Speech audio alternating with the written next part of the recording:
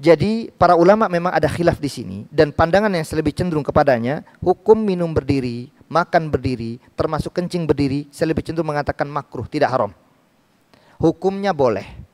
Dan makruh itu akan hilang hukumnya menjadi mubah, menjadi boleh ketika ada hajat, ketika ada keperluan, ketika ada kepentingan. Contoh baik itu kencing yang berdiri seperti tempat yang tidak memadai. DKM masjid bingung, lahan sangat sedikit. Kalau dibuatkan toilet besar semua, nggak ada wadahnya, nggak ada tempatnya, nggak ada space-nya, maka dibuatkan urinoir itu. Apa namanya? Iya, urinoir memang, apalagi tempat buang hajat yang kecil yang kemudian orang berdiri itu loh. Nah, itu akhirnya kucing. Tapi di situ diusahakan Pak, karena banyak orang buang hajat nggak paham percikannya itu loh. Kalau saya insya Allah agak susah untuk kencing begitu, saya pribadi. Selalu mendingan nunggu kalau saya pribadi. Nunggu apa? Nunggu toilet, mendingan ngantri. Karena bukan saya mengatakan haramnya perbuatan itu, enggak. Karena saya lebih cenderung mengatakan minimal makruh. Apalagi kalau ada hajat hilang makruhnya, maka boleh saja.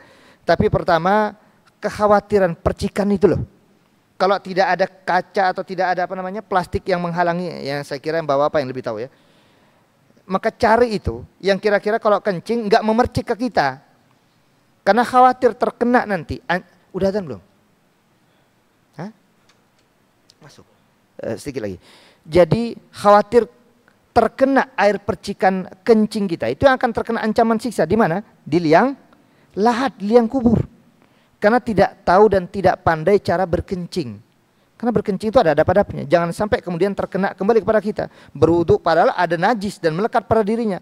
Salatnya tidak sah karena ini. Ya, karena tidak faham tentang najis dan tidak najisnya air seni. Ini masalah. Maka yang paling aman ya duduk memang, kemudian basuh dan seterusnya, itu yang paling bagus. Makanya saya lebih cenderung kalau kencing ya ngambil cari amannya terus.